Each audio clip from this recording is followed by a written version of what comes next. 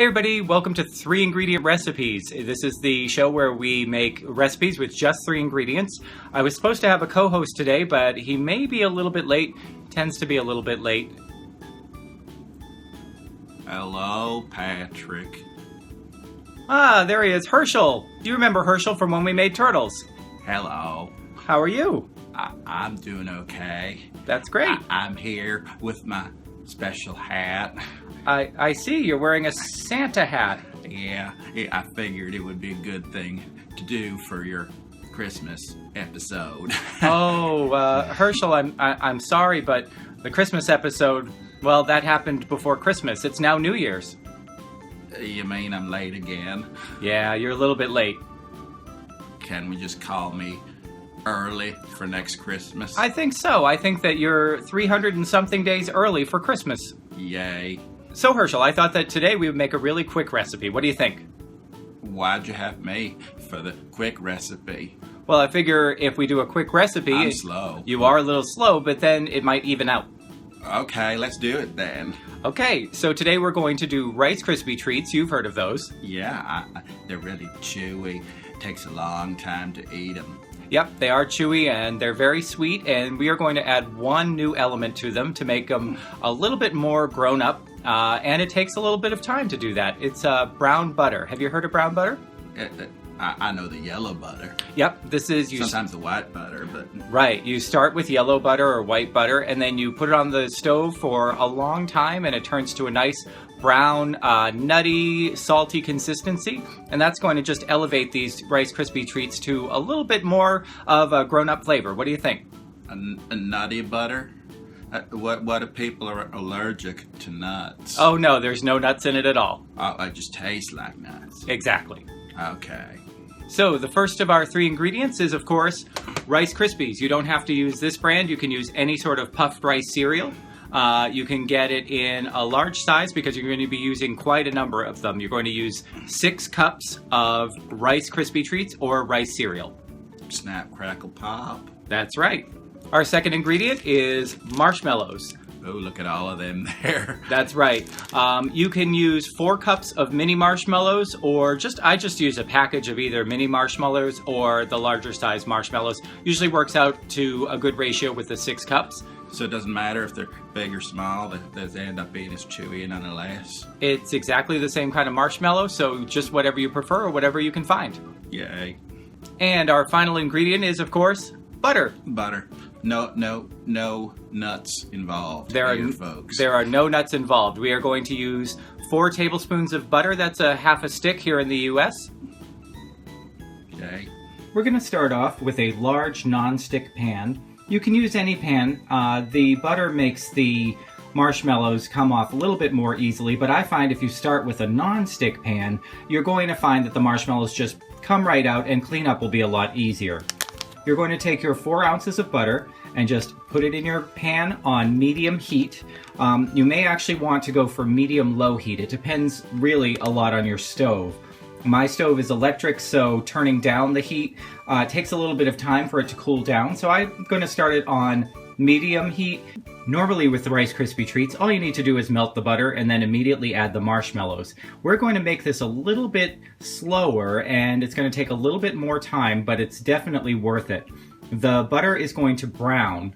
It doesn't mean that it's burning, and that's why we're doing this really slowly. You actually want to cook the butter past this yellow phase, and it's going to go from yellow to kind of a clear, and then it will go to brown.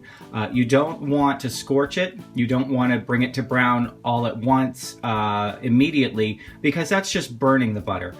What you want is a nice, slow, nutty flavor. It's a little bit salty, and it's really just going to add a depth of flavor to these Rice Krispie treats. So take your time, be patient, wait it out. Herschel and I certainly know how to wait things out. He's a turtle. He knows how to take things slow. Take this browning of your butter slowly. It's going to take several minutes, but it'll definitely be worth it. As you can see, we're halfway through the process. The butter has gotten really foamy. That's good. And as you stir it, you can see that it's a much more of a yellow color. It's kind of hard to tell with the bottom of the pan, but as you can see, it's foaming up quite a bit. Now we're going to wait for it to go from this foaminess to a nice brown color. Again, not too dark brown. You just really want to caramelize the butter just a little bit.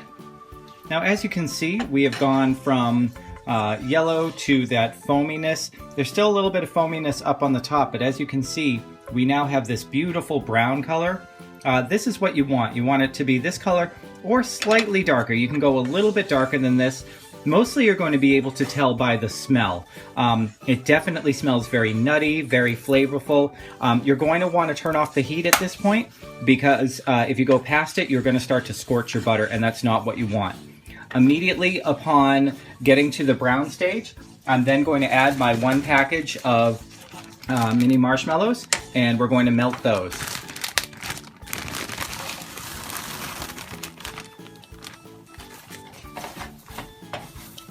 Just stir this continuously. It's going to take a few minutes. The marshmallows are going to look a little bit brown. That's because of the brown butter. Don't panic, especially if you have a non-stick pot. This is going to just melt down. It's not going to stick to the pot. It'll just come together, and you'll see after a minute or two, it will turn into a nice binding material for the Rice Krispies. So once you've gotten to this stage where it's almost completely melted, you can almost not see any of the marshmallows left, you're going to now add your Rice Krispie treats and stir them all in together as quickly as you can.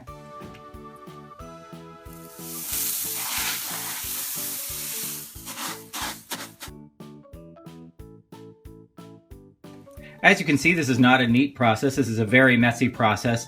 The marshmallow is now starting to coalesce back together. I've lost a few Rice Krispies. That's to be expected with a pan this size. Now, as soon as you get to the stage and it's just incorporated, we are going to transfer this to a well-greased 9x13 glass pan.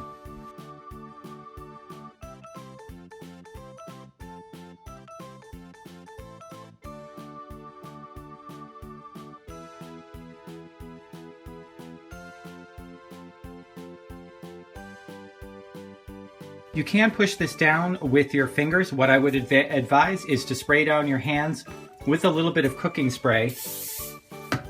Not too much. You don't want to make your hands terribly greasy, but you also don't want them to stick to this. Make sure that it is cooled down just slightly before you start to do this, because this can be very, very sticky and very hot, so it can burn you quite badly if it's too hot when you're putting it into the pan.